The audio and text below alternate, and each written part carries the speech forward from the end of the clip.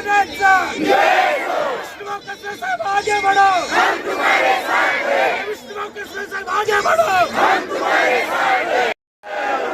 आरक्षणाच्या हक्काचं नाही कुणाच्या बापाचं, आरक्षणाच्या हक्काचं नाही कुणाच्या बापाचं, असं कसा द्यायचं?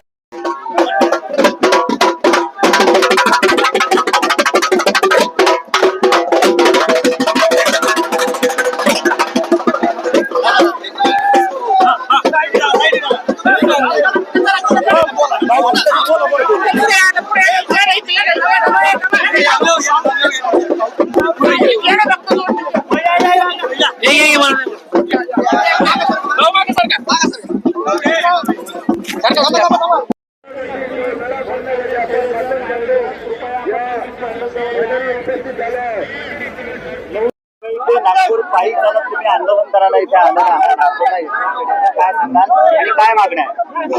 दुर्दैवाने या ठिकाणी महाराष्ट्र राज्यामध्ये मातंग समाज आणि अनुसूचित जातीतल्या आरक्षणापासून ज्या आरक्षणाच्या लाभापासून वंचित राहिलेला जो समाज आहे तो या ठिकाणी गेल्या अनेक वर्षापासून सातत्याने आपल्या लोकसंख्येच्या प्रमाणामध्ये आम्हाला आरक्षण मिळालं पाहिजे ही मागणी घेऊन या ठिकाणी सातत्याने रस्त्यावर अनेक प्रकारची आंदोलने करत असताना मात्र दुर्दैवाने या न्यायिक मागणीकडे कोणत्याही आजपर्यंतच्या सरकारने लक्ष दिलं नाही।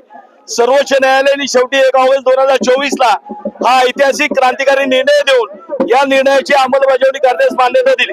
मात्र दुर्दैवाने या राज्यामध्ये अनेक इतर जाती धर्माची आपण आरक्षणाची आंदोलनं पाहतो। त्या आंदोलनासाठी या ठिकाणी साधी शिंक जरी आली तरी अख्खं सरकार लोटांगण घेतं।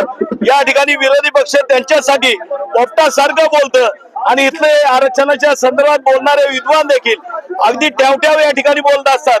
मात्र जी सामाजिक न्यायाची मागणी घेऊन हा समाज या ठिकाणी सातत्याने अनेक वर्षापासून आपल्या लोकसंख्येच्या प्रमाणामध्ये आमचं म्हणणं काय सरकारकडे की बाबा रे आम्हाला जी शिक्षणातली नोकरीतली जी एक भाकरी दिलेली आहे त्यातला चतकोर तुकडा आमच्या वाट्याचा वेगळा दे, आम्ही आमचं खात बसतो।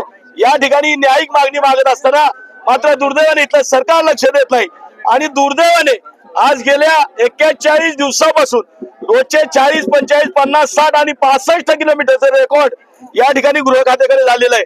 मुंबई पासून ते नागपूर पर्यंत 24 तास पोलिसांचं बंदोबस्तामध्ये सुरक्षेमध्ये आम्ही या ठिकाणी आलेले आहोत।